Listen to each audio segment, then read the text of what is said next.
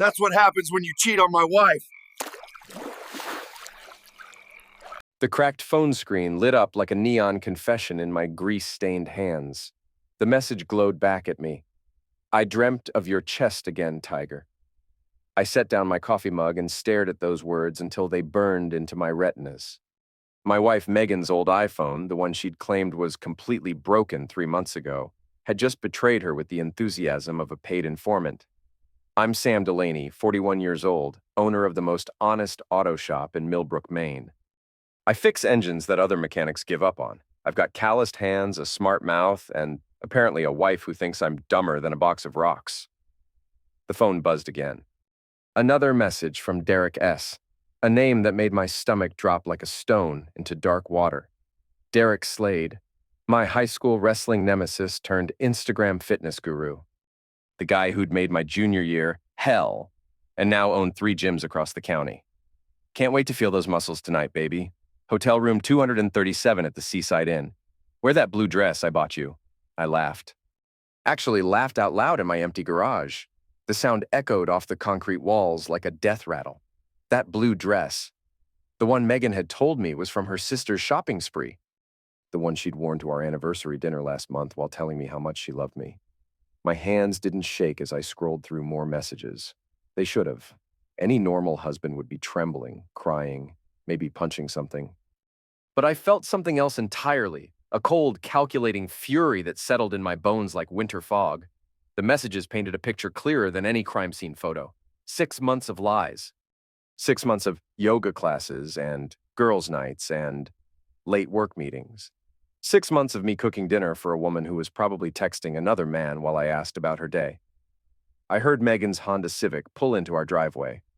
The engine made that slight whine I'd been telling her to let me fix for weeks. She'd always said she'd get around to it. Now I knew why she'd been avoiding my garage. Sam? Her voice carried through the screen door, sweet as poisoned honey. You in there, babe? I slipped the phone into my work jacket pocket and wiped my hands on a clean rag. Just finishing up, Meg. Be right there. She walked in looking like she'd stepped out of a magazine ad for suburban perfection. Blonde hair and a perfect ponytail, workout clothes that cost more than most people's car payments, and that smile. That lying, cheating, backstabbing smile. How was your day? She asked, kissing my cheek like she had every right to. Quiet, I said. Fixed Mrs. Patterson's Buick. She brought me cookies. That's nice. Megan was already looking at her phone, her new phone, the one that actually worked. I'm meeting Hannah for dinner tonight. That new place by the harbor. Hannah. Her best friend and apparently her accomplice. I'd bet my last dollar Hannah knew exactly what Megan was really doing tonight. Sounds fun, I said. What time will you be home? Not too late. Maybe 10:30? She was typing while she talked, not even looking at me. Don't wait up if you're tired. I nodded and watched her leave. Watched her walk to her car like she owned the world. Like she hadn't just driven a knife through 15 years of marriage with the casual indifference of swatting a fly. The Civic's engine whined again as she backed out. I made a mental note to let it seize up completely before I'd ever fix it now. I waited 10 minutes, then grabbed my keys. The Seaside Inn squatted on the waterfront like a guilty secret. I'd driven past it 1,000 times, never thinking much about it. Now it felt like the center of my personal earthquake. I parked 3 blocks away and walked. The October evening air cut through my jacket, carrying the smell of salt and seaweed and dying things. Perfect weather for catching a cheating wife. Room 237 was on the 2nd floor, facing the parking lot. I found a spot behind a maintenance shed where I could see the door clearly. The waiting was the worst part, not knowing if she'd actually show up or if this was all some elaborate misunderstanding. At 7:15, a bright yellow Dodge Challenger pulled into the lot. Even from a distance, I could see the custom racing stripes, the oversized spoiler, the vanity plate that read, Muscle One. Derek Slade's car was as subtle as a heart attack. He climbed out like he was posing for a photo shoot, 6'2", artificially tanned, wearing a tank top in October to show off arms that screamed, I live at the gym. His hair was styled with enough product to waterproof a boat. My phone buzzed. A text from Megan. At restaurant with Hannah. Food's taking forever. Love you. I almost threw the phone across the parking lot. Derek took the stairs two at a time, disappeared into the hotel. I checked my watch. 7:20. At 7:35, the Honda Civic pulled in. I watched my wife of 15 years get out of her car and smooth down that blue dress. The one I'd complimented her on at our anniversary dinner. The one she'd worn while looking me in the eye and telling me I was the only man she'd ever really loved. She walked to the hotel like she owned it. Like she'd done this 100 times before. I sat in the cold darkness behind that maintenance shed and felt something die inside me. Not my heart, that was still beating. Not my soul. I'd need that for what came next. What died was the last stupid, hopeful part of me that thought there might be some explanation. My phone buzzed again. Another text from Megan. "Hannah says hi, having so much fun catching up." I typed back, "Tell her I said hi too. Love you." Then I drove home and started planning. The next morning, I woke up at 5 a.m. like I had every day for the past 20 years. Megan was still asleep, breathing deeply, one arm thrown across my side of the bed. She looked peaceful. Innocent, even. I made coffee and sat at our kitchen table, staring at the phone I'd hidden in my toolbox. The evidence of my wife's betrayal, wrapped in a dish towel like a loaded tool. Megan came downstairs at 7, already dressed for work. Marketing executive at a digital agency downtown. She made good money, better than mine, and never let me forget it. "Morning, babe," she said, kissing my forehead. "I had the weirdest dream about you last night." "Yeah?" I sipped my coffee. "What kind of dream?" "We were young again, back in college. You were so sweet then." She poured herself coffee, added cream. "Sometimes I miss that version of you." "Which version is that?" "The one who tried harder." She said it casually, like she was commenting on the weather. "The one who wanted to impress me?" I nodded slowly. "Maybe that guy just got tired of performing," she laughed. "Maybe. Anyway, I've got that client presentation today. Might be late again." "Another client dinner?" I asked. "Probably." "This account is huge for us." She grabbed her purse, checked her reflection in the hallway mirror. "Oh, and I'm thinking of joining a new gym. That place Derek Slade owns? Hannah says it's amazing." The coffee turned to acid in my stomach. Derek Slade? "Yeah, you remember him from high school, right? He's done really well for himself. 3 locations now, and he's got this huge social media following." "I remember him," I said quietly. "Good. Maybe you should join too. You could use the exercise." She left without saying goodbye. I spent the morning in my garage working on a transmission rebuild, letting my hands stay busy while my mind raced. The work was methodical, precise. Take apart the broken pieces, figure out what went wrong, fix what could be fixed, replace what couldn't. By lunch, I had a plan.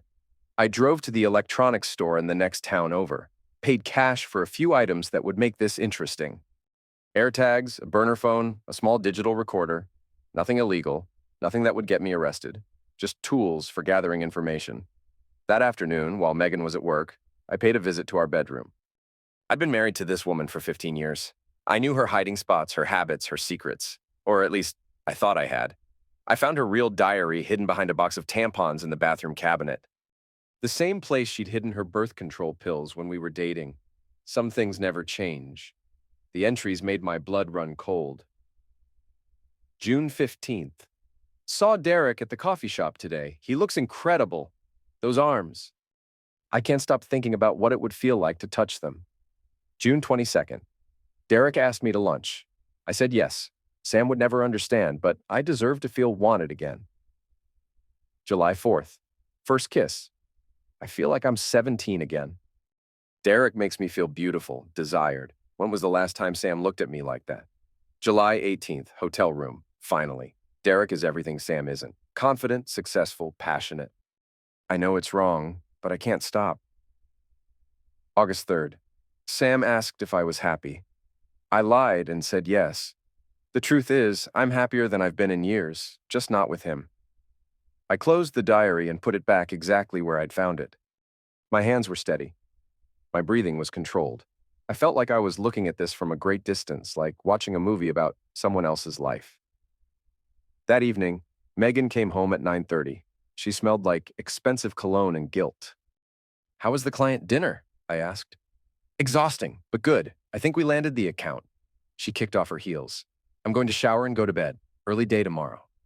Meg, I said as she headed upstairs. Yeah? I love you. She stopped on the third step, turned around. For just a second, her face showed something that might have been regret, or maybe just indigestion. I love you too, Sam. Another lie. But this one hurt less than the others. Maybe because I was learning not to believe anything she said. I waited until I heard the shower running, then I went to work. The AirTag was small enough to fit inside the zipper pocket of her gym bag. The one she'd been carrying to all those yoga classes that weren't yoga classes. I slipped it in between some receipts and old gum wrappers. The burner phone went in my truck, programmed with the number from Derek's messages. I wouldn't need it yet, but I wanted to be ready. The digital recorder was trickier. I needed somewhere she wouldn't find it, but where it would pick up conversations. I settled on the inside of her purse, attached to the lining with a small piece of tape. If she was going to lie to me, I wanted to know exactly what those lies sounded like. The next few days were a masterclass in deception. Megan left for work every morning with a kiss and a smile. She texted me throughout the day with updates on meetings and deadlines. She came home with stories about difficult clients and office politics, but the AirTag told a different story. Instead of going to work, she'd drive to Derek's gym. Instead of client dinners, she'd spend hours at the Seaside Inn. Instead of shopping with Hannah, she'd meet Derek at restaurants across town. The recorder picked up phone calls that made my skin crawl. I can't wait to get away from him, she'd say. He's so boring, Derek. So predictable. When I'm with you, I feel alive again. What about divorce? Derek would ask. I'm working on it. But I need to be smart about this. Sam's got his little garage, but I've got the real income. I need to protect myself. We could move to Florida, start fresh. Maybe. Let me figure out the finances first. They were planning a future together. A future that didn't include me, but definitely included my money.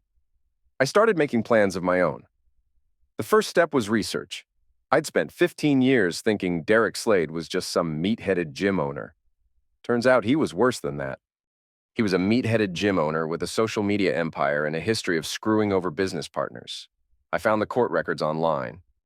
3 lawsuits in the past 5 years, all from former investors who claimed Derek had misrepresented his business model. 2 sexual harassment complaints from former employees. A bankruptcy filing from 2019 that he'd somehow bounced back from. The guy was a walking liability with perfect abs and a spray tan. I also found his social media accounts, Instagram, TikTok, YouTube. Thousands of followers hanging on his every word about fitness and success and living your best life. The comments were mostly from middle-aged women telling him how inspiring he was. My wife was just another face in his fan club. But Derek had made one crucial mistake. He'd gotten cocky. His social media presence was all about transparency, about sharing his authentic journey. He posted his location constantly, tagged the restaurants he visited, showed off his cars and his clothes and his lifestyle. He was painting a target on his own back and handing me the arrows. I started with something simple, a fake Instagram account with a stolen photo of a fitness model. I followed Derek's account and started liking his posts, leaving supportive comments. Within a week, he'd followed me back. Once I had access to his stories and posts, I started taking screenshots. Every time he posted a photo with a woman who wasn't my wife, I saved it. Every time he bragged about his player lifestyle, I documented it. Then, I created a fake email account and started sending anonymous tips to his business partners. Nothing libelous, just questions about his character. Screenshots of him partying with young women, links to those court records, suggestions that maybe they should do more thorough background checks. The first domino fell on a Tuesday. Derek's newest gym location lost its primary investor. The guy pulled out citing concerns about brand alignment. Derek posted an angry video about jealous people trying to tear down successful men. I watched it from my garage, eating a sandwich and feeling pretty good about myself. But I was just getting started. The next phase required more finesse. I needed to get closer to the situation, to understand exactly what I was dealing with.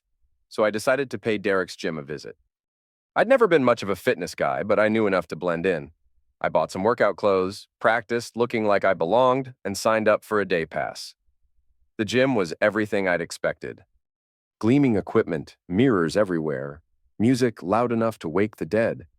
Derek was holding court near the free weights, surrounded by admirers hanging on his every word. He looked exactly like he did in high school, just with more muscle and less hair. Same cocky smirk, same swagger, same complete lack of awareness that other people might not find him as fascinating as he found himself. I kept my distance and watched. Within an hour, I saw him flirt with 3 different women, take shirtless selfies, and give unsolicited advice to anyone who'd listen. He was a walking cliché, but he was also clearly successful at it. I was about to leave when I saw something that made my blood run cold. My wife's car in the parking lot. I found a spot where I could watch the entrance without being seen. At 4:30, Megan walked out of the gym wearing workout clothes I'd never seen before. She was laughing at something Derek had said, touching his arm, looking up at him like he was the sun itself. They kissed in the parking lot. Not a quick peck, but a full-on hands-in-hair, bodies pressed together kiss that lasted long enough to make me nauseous. I took photos with my phone, videos, evidence that would hold up in any divorce court in the country. But I wasn't thinking about divorce anymore. I was thinking about revenge. That night, Megan came home at her usual time, full of stories about her day at the office. She'd even brought takeout from my favorite restaurant, acting like the perfect wife. "How was your day?" she asked, setting out the food. "Quiet, fixed a few cars, nothing exciting." "You look tired. Are you feeling okay?" I looked at her across our kitchen table. This woman I'd loved for 15 years, this woman who'd been lying to my face for months, and I felt nothing but contempt. "I'm fine," I said. "Just been thinking about making some changes." "What kind of changes?" "Nothing major, just upgrading some things that aren't working anymore." She nodded absently, already focused on her phone. "That's good. Change is healthy." "I agree," I said. "Sometimes you have to throw out the old stuff to make room for something better." She wasn't listening. She was texting Derek, probably telling him about her boring evening with her boring husband. I ate my dinner and planned her downfall. The next morning, I put phase 2 into action. I called in sick to work, something I'd done maybe 5 times in 20 years, and spent the day conducting surveillance. I followed Megan to Derek's gym, watched her go inside, then drove to the back of the building. The rear entrance was used for deliveries and staff, with a dumpster area that provided perfect cover. I'd brought a small toolkit and a bag of supplies. Nothing illegal, nothing that would get me arrested, just some harmless pranks that would make Derek's life a little more complicated. The gym's air conditioning unit was easily accessible. I loosened a few connections, nothing that would cause permanent damage, just enough to make the system work harder and run louder. Then I left a dead fish bought fresh that morning wedged into the intake vent. By tomorrow, Derek's gym would smell like low tide mixed with broken dreams. I also took photos of the building's exterior, noting the security cameras, the fire exits, the general layout, information I might need later. That afternoon, I drove to the Seaside Inn. I'd been thinking about that hotel room, about my wife and Derek rolling around in those sheets, and I wanted to see it for myself. The desk clerk was a college kid who looked like he'd rather be anywhere else. I told him I was thinking about booking a room for my anniversary, asked to see what they had available. "Room 237 is nice," he said. "Good view of the water. Can I take a look?" He shrugged and handed me a key. "Just bring it back when you're done." The room was exactly what I'd expected. Generic hotel furniture, a bed that had seen too much action, a bathroom that smelled like industrial disinfectant. But it was clean, private, and close enough to our house that Megan could be home by her usual time. I took photos of everything. The room number, the view, the layout. Then I left a little surprise behind the headboard. A small digital recorder, the same model I'd been using to monitor my wife's phone calls. If Derek and Megan wanted to use this room for their romantic rendezvous, I wanted to know what they were saying to each other. I returned the key and left. The desk clerk barely looked up from his phone. That evening, Megan announced she was going to yoga class. I nodded and told her to have fun. Then I drove to a spot where I could watch the hotel parking lot. Sure enough, the yellow Challenger arrived at 8 p.m. Derek went inside, came back out 20 minutes later, and drove away. No sign of Megan. I was confused until I realized what had happened. Derek had gone to the room, found it empty, and left. Either Megan had stood him up or they'd changed their usual routine. I was about to leave when my phone buzzed. A text from an unknown number. Your wife is a lying hooker. Ask her about the massage room at the gym. I stared at the message for a long moment. Someone else knew about the affair, someone with Derek's phone number, since that's the only way they could have gotten mine. I texted back, "Who is this?" The response came quickly. "Someone who's tired of Derek's crap. He's been doing this for years. Your wife is just the latest." "What do you mean?" "Married women are his specialty. He gets them hooked, then moves on to the next one. Check the massage room at his gym after hours. You'll see." The conversation ended there. I tried calling the number, but it went straight to voicemail. No name, no message, just a generic recording. I drove home with more questions than answers. Who was my anonymous informant? How much did they know? And what exactly was happening in that massage room? I was about to find out. The next day, I made an appointment for a massage at Derek's gym. I used a fake name and paid cash, told them I had chronic back pain from years of working on cars. The receptionist booked me for Thursday evening at 8 p.m. Perfect. Late enough that most of the regular gym members would be gone, but early enough that I could still get home at a reasonable hour. I spent the rest of the week preparing. I bought a small camera, the kind used for home security, and modified it to look like a phone charger.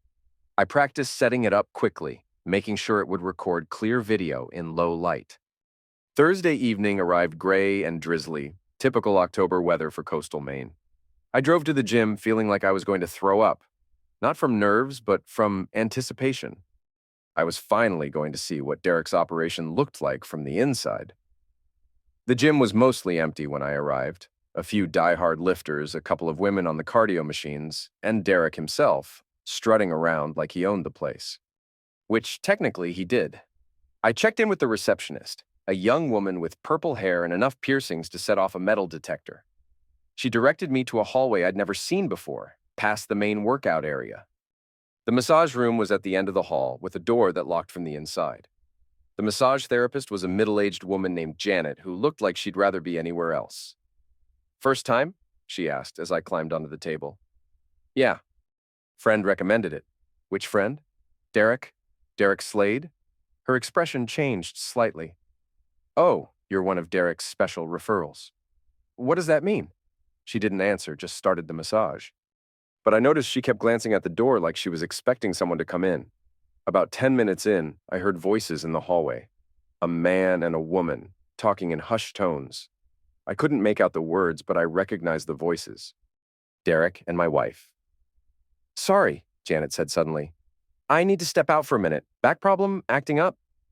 She left the room, and I heard her talking to Derek outside. Something about the schedule and mixing up the appointments. I lay on that table, half undressed and furious, listening to my wife and her lover discuss their next move. They were in the room next door, another massage room apparently, and the walls were thin enough that I could hear everything. "This is risky," Megan was saying. "What if someone sees us?" "Relax," Derek replied. "Janet's cool. She knows the deal." "I don't like lying to her." "You mean like you've been lying to your husband for the past 6 months?" They both laughed. The sound made my skin crawl. I used the distraction to set up my camera. It took less than 30 seconds to position it behind a plant in the corner, angled to capture the entire room. When Janet came back, she seemed nervous. "Sorry about that. Where were we?" "My back," I said. "Right between the shoulder blades." She worked in silence for the next 20 minutes. I could still hear voices from the next room, but they were quieter now. I tried to catch what they were saying, but the words were muffled. Finally, Janet finished and left me alone to get dressed. I retrieved my camera and checked the recording. Perfect quality, clear audio, everything I needed. I was putting on my shirt when I heard the door to the next room open. Derek's voice carried clearly down the hallway. "Same time next week?" "I'll text you," Megan replied. "Sam's getting suspicious. I need to be more careful." "What makes you think he's suspicious?" "He's been asking questions. About my schedule, about where I go. He's not stupid, Derek, just trusting. Maybe too trusting." "Don't say that. He's a good man. He doesn't deserve this." "Then why are you doing it?" There was a long pause. Then Megan's voice, so quiet I almost missed it. "Because I'm not happy. I haven't been happy for years." I finished getting dressed and left through the back exit. I didn't want to risk running into them in the parking lot. I'd heard enough for one night. The drive home was a blur of anger and hurt and something else, a cold, calculating fury that was becoming familiar. My wife thought I was stupid. She thought I was trusting. She thought I'd never figure out what she was doing. She was about to learn how wrong she was. That night, I sat in my garage until 3 a.m., reviewing the footage from the massage room. The camera had captured everything. Derek and my wife entering the room together, his hands on her body, her face twisted in pleasure, both of them laughing about how easy it was to fool me. I watched it 3 times just to make sure I hadn't missed anything. Each viewing made me angrier, but also more focused. This wasn't just about catching them anymore. This was about making them pay. I burned the footage to a USB drive and hid it in my toolbox. Evidence for later when I'd need it most. The next morning, Megan was cheerful and affectionate. She made me breakfast, kissed me goodbye, told me she loved me. All of it felt like acid on my skin. "I was thinking," she said as she got ready for work, "maybe we should take a trip soon. Just the 2 of us. Get away from everything." "What brought this on?" "I don't know. I just feel like we've been drifting apart lately. Maybe some time away would help." I nodded. "Sure. Where did you have in mind?" "Florida, maybe? I've always wanted to see the Keys." Florida, where Derek had suggested they move together. Where they could start fresh, away from her boring husband and his stupid garage. "Sounds great," I said. "When were you thinking?" "I don't know, soon maybe. I'll look into it." She left for work with a spring in her step. Probably already planning her exit strategy. I spent the day researching Derek's business operations. The anonymous texter had been right. Derek had a pattern. Over the past 5 years, he'd been linked to at least 8 different women, all of them married, all of them eventually divorced. He was a professional homewrecker, and my wife was just his latest project. But I also found something else. Derek's business empire wasn't as solid as it appeared. He was leveraged to the hilt, with loans and investors and complicated financial arrangements that depended on his gym staying successful. One major scandal could bring the whole thing down. I started making phone calls. The first call was to Derek's primary investor, a development company that owned the buildings for all 3 gyms. I didn't give my name, just said I was a concerned citizen with information about improper activities at one of their properties. "What kind of improper activities?" the woman asked. "Sexual activities, with married women." "In the massage rooms." There was a long pause. "Do you have evidence of this?" "I have video footage, clear, undeniable proof." "Can you send it to me?" "I'll consider it, but I wanted to give you a heads up first. This kind of thing could be really damaging to your reputation." I hung up before she could ask more questions. The seed was planted. Now I just had to wait for it to grow. The second call was to the local health department. I reported unsanitary conditions at Derek's gym. The dead fish in the air conditioning had done its job. Within 2 days, they'd scheduled an inspection. The third call was to Derek's insurance company. I reported potential liability issues related to inappropriate conduct by staff members. Nothing specific, just enough to make them start asking questions. Each call was made from a different phone, from a different location. I wasn't doing anything illegal, just exercising my rights as a concerned citizen. By the end of the week, Derek's world was starting to crack around the edges. The health department had found multiple violations. His insurance company was demanding documentation of his staff training procedures. His primary investor was asking uncomfortable questions about the massage services. But I was just getting started. The next phase required more direct action. I needed to separate Derek from his support system to make him vulnerable and isolated. I started with his social media empire. Derek's Instagram account was his pride and joy, with over 50,000 followers hanging on his every word. He posted daily content about fitness, motivation, and living your best life. I created a dozen fake accounts, each with a different personality and background. Some were concerned parents, others were fitness professionals, a few were former clients with complaints. I started commenting on Derek's posts, asking pointed questions about his business practices. "Are the massage services legitimate?" one account asked. "My friend said some weird things happened there." "I heard you've been involved in several lawsuits," another commented. "Is that true?" "Why are so many of your clients married women?" asked a third. "Seems like a strange target demographic." Individually, the comments were harmless. But together, they painted a picture of a man with questionable ethics and a history of problems. Derek initially ignored the comments, then started deleting them. But I kept posting, and other people started picking up on the themes. Soon, his comment sections were full of questions and accusations. His follower count started dropping. Slowly at first, then faster as word spread. Within 2 weeks, he'd lost almost 5,000 followers. But the real damage was happening behind the scenes.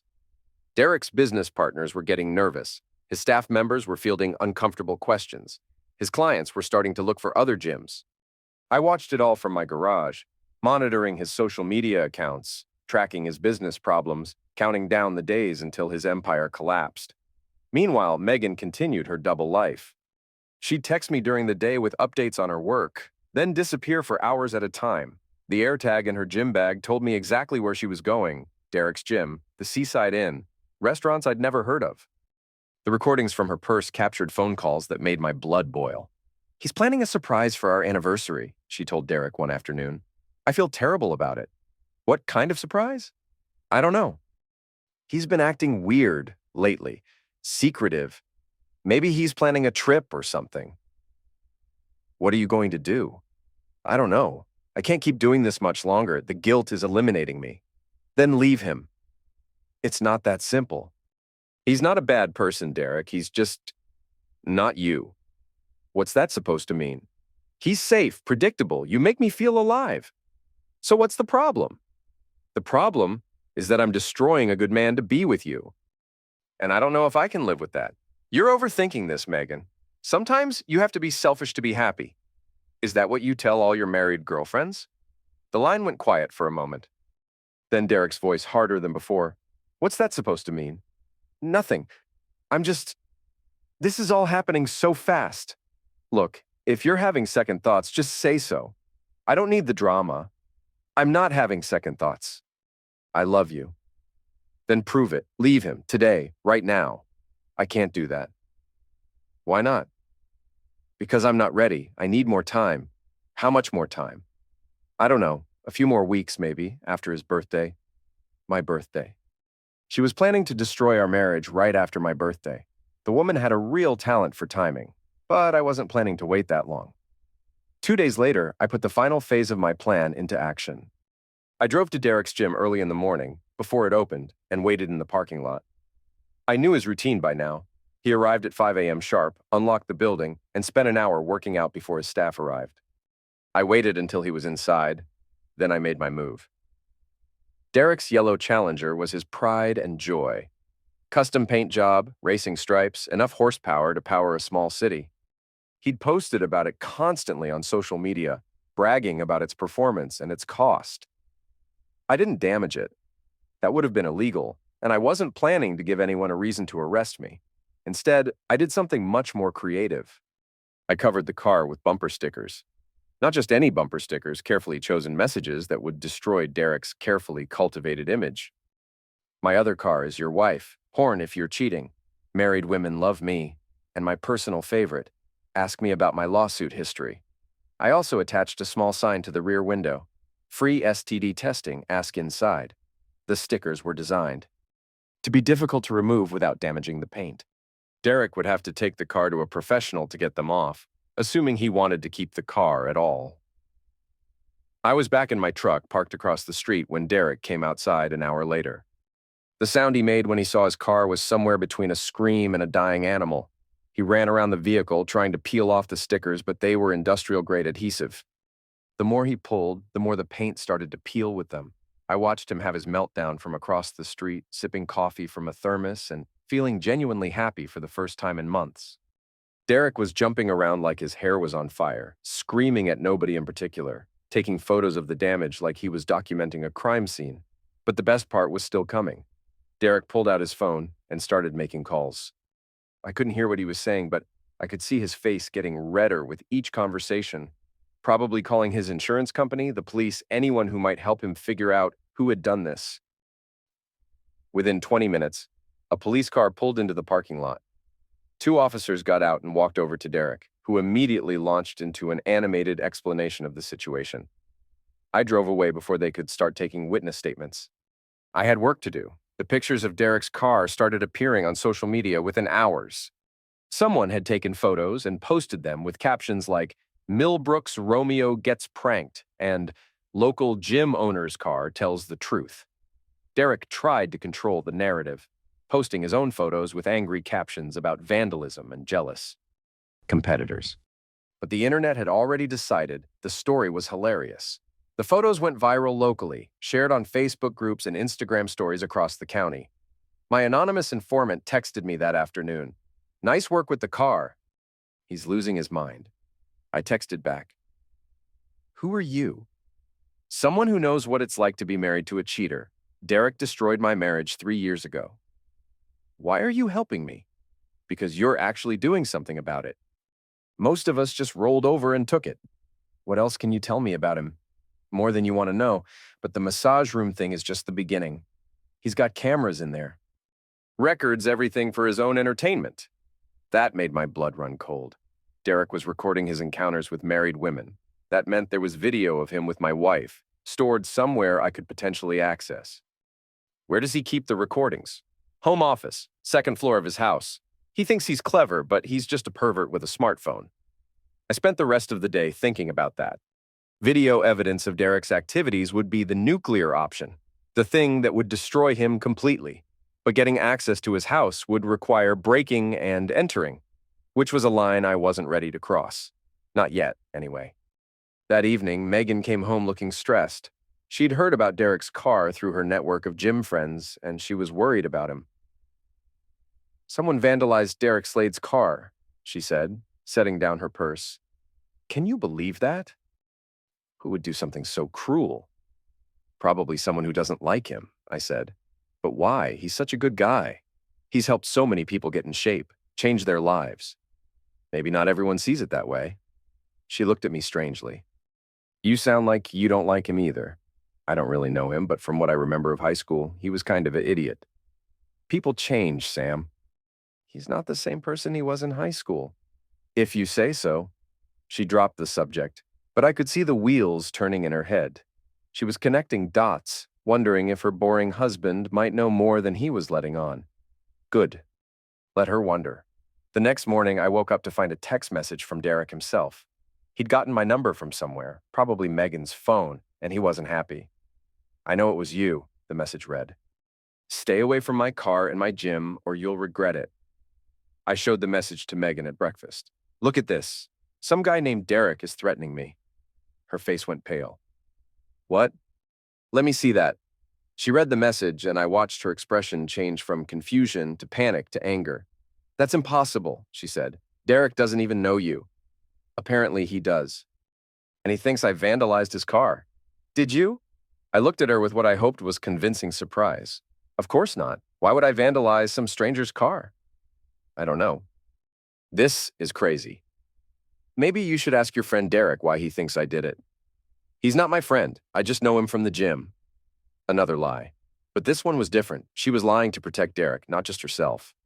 That meant their relationship was deeper than I'd thought. I filed that information away for later use. That afternoon, Derek called me directly. I let it go to voicemail, then listened to his message. "Listen, you pathetic loser," his voice said. "I don't know what your problem is, but if you come near me or my property again, I'll make your life hell. And if you think you know something about me and your wife, you're wrong. She came to me, not the other way around.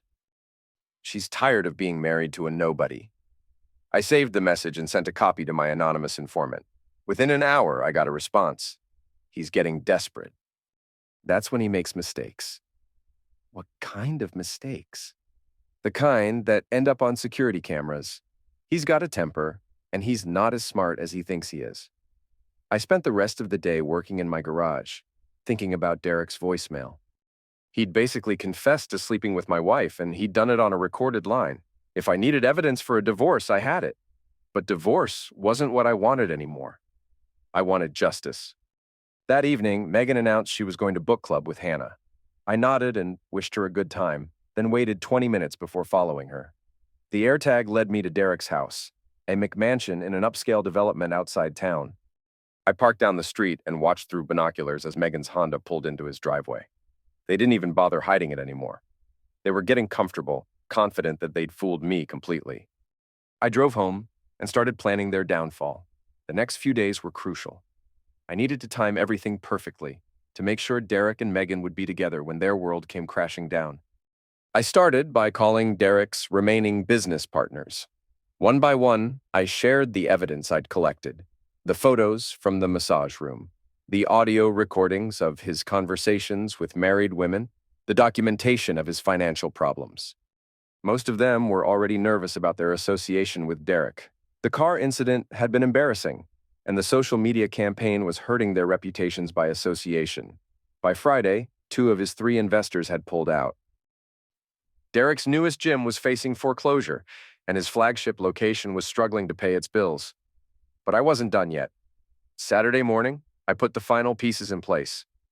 I created a fake Facebook event called Millbrook Couples Night Out and invited everyone I knew, including Derek and Megan, who were both part of the local social scene through their respective social media accounts. The event was supposedly a charity fundraiser at the community center with dinner and dancing. The kind of thing that would attract exactly the kind of people I wanted to see Derek and Megan's relationship exposed to. Then I sent anonymous messages to 20 of the most gossipy people in town, telling them they should come to the event because there would be shocking revelations about local scandals. Finally, I reserved the community center's AV system and prepared a multimedia presentation that would destroy both Derek and my wife in front of everyone who mattered in Millbrook. Saturday evening arrived cold and clear, perfect weather for a public execution. I arrived at the community center early, dressed in my best suit, carrying a laptop bag full of evidence.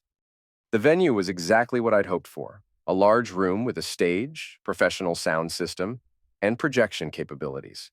People started arriving around 7 p.m. Couples from around town, business owners, local politicians, social media influencers from Derek's circle, everyone who was anyone in Millbrook's small-town hierarchy. Derek arrived at 7:30, alone. He was dressed like he was going to a nightclub tight shirt, expensive jeans, enough cologne to fumigate the building. He worked the room like a politician, shaking hands and posing for selfies, playing the role of successful local businessman. Megan arrived 20 minutes later, also alone. She was wearing the black dress I'd bought her for her birthday last year, the one she'd claimed was her favorite. She looked beautiful and confident, and completely unaware that her life was about to implode. I watched from across the room as Derek and Megan carefully avoided each other. They were good at this, I had to admit. No obvious glances, no secret smiles, nothing that would make anyone suspicious. But I knew better.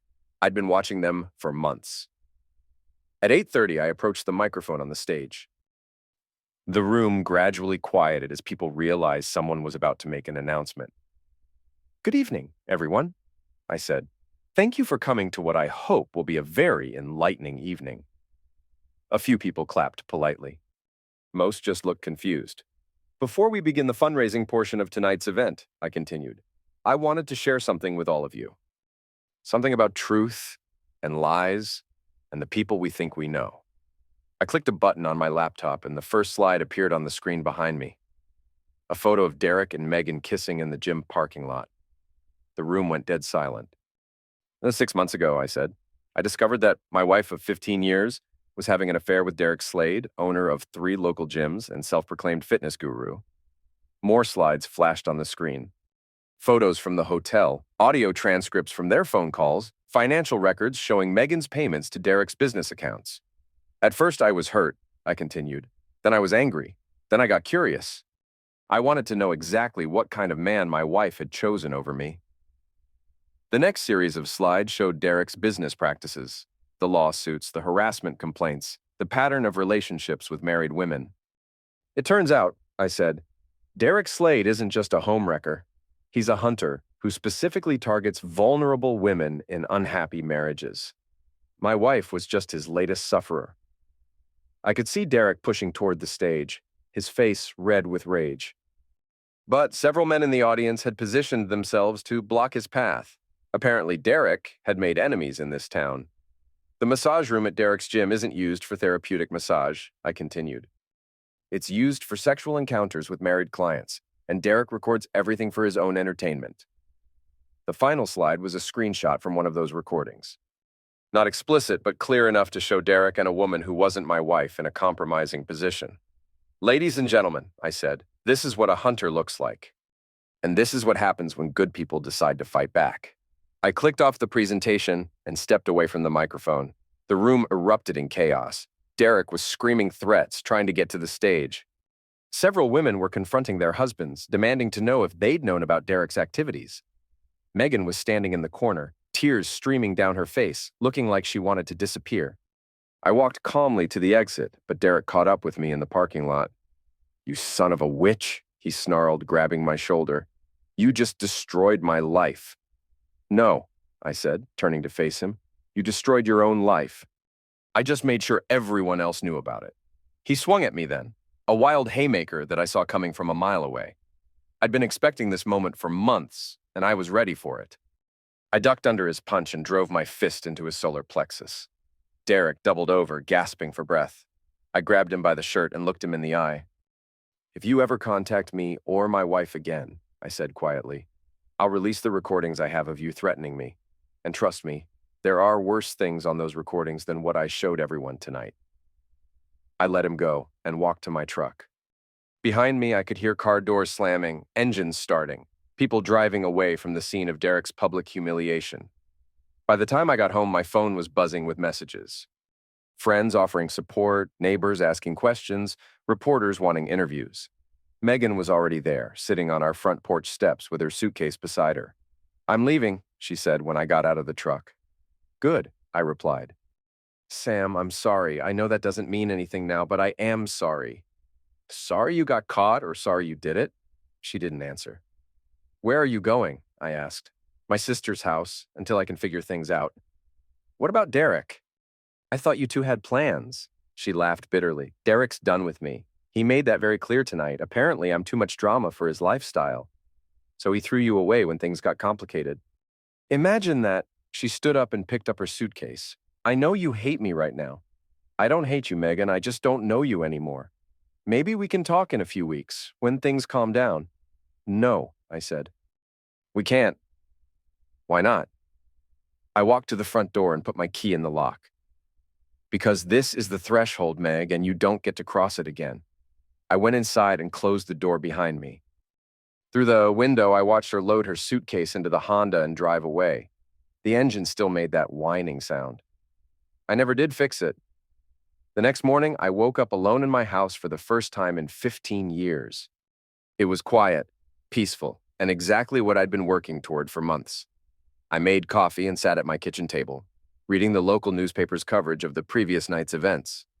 The headline read, "Local businessman exposed in cheating scandal." The article was fair but damning, focusing on Derek's pattern of behavior and the community's reaction. My phone rang around 9 a.m. It was a reporter from the Portland paper, wanting to do a follow-up story about my investigation into Derek's activities. "I'm not really interested in being famous," I told her. "I just wanted people to know the truth." "But how did you gather all that evidence? It must have taken months." "It took 6 months," I said, "and it was easier than you'd think. People who are lying usually aren't as careful as they think they are." "What's next for you?" "I'm going to keep fixing cars," I said, "and maybe learn to trust my instincts better."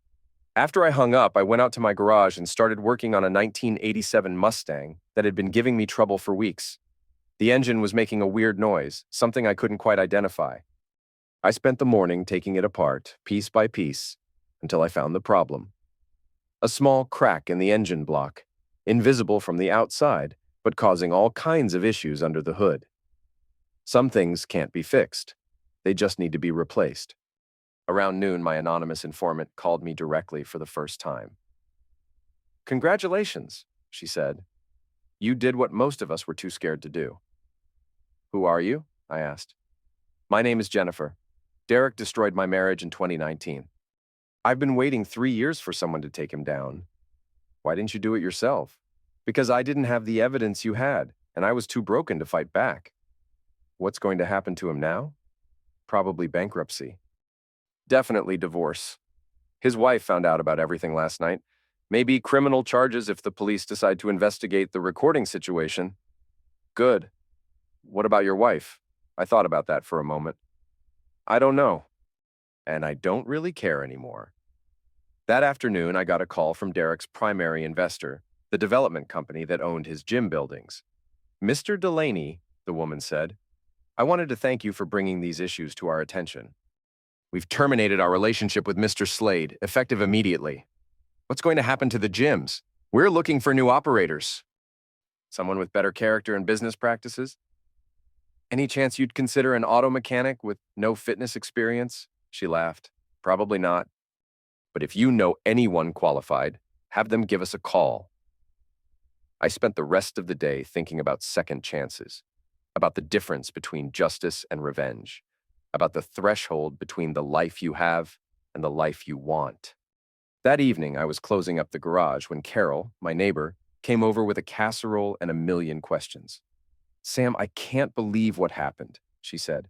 I had no idea about Megan and that awful man. Most people didn't, I said. How are you holding up? Better than I expected. If you need anything, meals, someone to talk to, help with the house, just let me know. Thanks, Carol. I appreciate it. That Derek Slade always seemed too good to be true. All those muscles and that fancy car. I should have known he was compensating for something. I smiled. Sometimes the loudest people are the most insecure.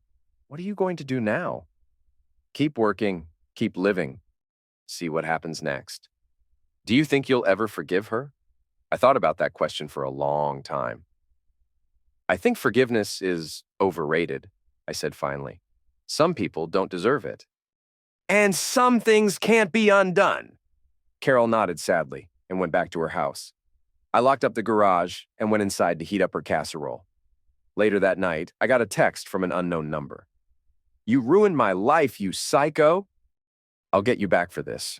Derek apparently wasn't ready to accept responsibility for his actions. I forwarded the message to Jennifer, who called me back within minutes. He's not going to let this go, she said. Derek doesn't handle rejection well. What do you think he'll do? Probably something stupid. He's not as smart as he thinks he is. Should I be worried? I'd be careful. He's got nothing left to lose now. I thanked her for the warning and hung up. Then I went to my tool safe and checked my .38 revolver. I'd owned it for 20 years, mostly for protection during late-night calls to remote breakdown sites. I'd never had to use it, but I wanted to be prepared. The next few days were quiet. Derek's gyms were closed pending the ownership transfer. Megan was staying with her sister and hadn't tried to contact me. The local media attention was dying down as other stories took precedence. I was starting to think maybe Derek would just slink away quietly when I got home from work Thursday evening and found my garage door standing open. Nothing seemed to be missing, but I could tell someone had been inside. Tools moved slightly, papers disturbed, the general sense that my space had been violated. I called the police and filed a report, but they couldn't do much without evidence. No forced entry, no obvious damage, no witnesses. That night I slept with the .38 on my nightstand. Friday morning, I found Derek waiting for me in my garage when I arrived for work. He looked terrible. Unshaven, bloodshot eyes, clothes that hadn't been changed in days. The fall from social media influencer to desperate has-been had happened fast. We need to talk, he said. No, we don't. I kept my distance, staying near the door. You're trespassing. Get out. You destroyed everything I worked for. You destroyed it yourself. I just showed people what you really are. She chose me, you know. Megan came to me because she was tired of being married to a loser. If that's what you need to tell yourself, give me the recordings. What recordings? Don't play dumb. I know you have video from the massage room. I want it back. I don't have any video from your massage room. You're lying. Prove it. Derek stepped closer, and I saw something in his hand. A knife. Nothing fancy, just a utility blade from a hardware store. Give me the recordings or I'll cut your throat. Derek, I said calmly, you're making a mistake. The only mistake I made was not dealing with you sooner. He lunged forward with the knife, but Derek was all show muscle and no practical experience.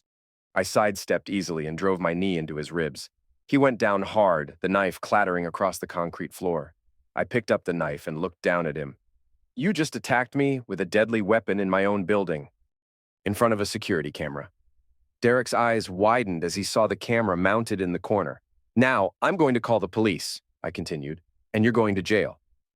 And when you get out, if you ever come near me again, I'll eliminate you. I meant it, and Derek could hear it in my voice. The police arrived within 10 minutes. Derek was arrested for attack with a deadly weapon, breaking and entering, and violation of a restraining order I'd filed after his threatening text messages. As they led him away in handcuffs, Derek shouted back at me, "This isn't over. Yes, I said quietly, it is. 6 months later, I was working under the hood of a vintage Camaro when Jennifer stopped by the garage. How are you doing, Sam? Good. Really good, actually. I heard Derek took a plea deal. 2 years in state prison. He'll be out in 18 months if he behaves himself. And Megan? Divorce was finalized last month. She moved to Florida with some guy she met online. Do you miss her? I thought about that question. I miss the woman I thought I married. But that person never really existed. Any regrets about how you handled things? Just one. What's that? I should have trusted my instincts sooner. I knew something was wrong months before I found that phone. Jennifer nodded. Most of us do. We just don't want to believe it. What about you? How are you doing? Better? Seeing Derek get what he deserved helped me move on. Good. She started to leave, then turned back. Sam? Yeah? Thank you.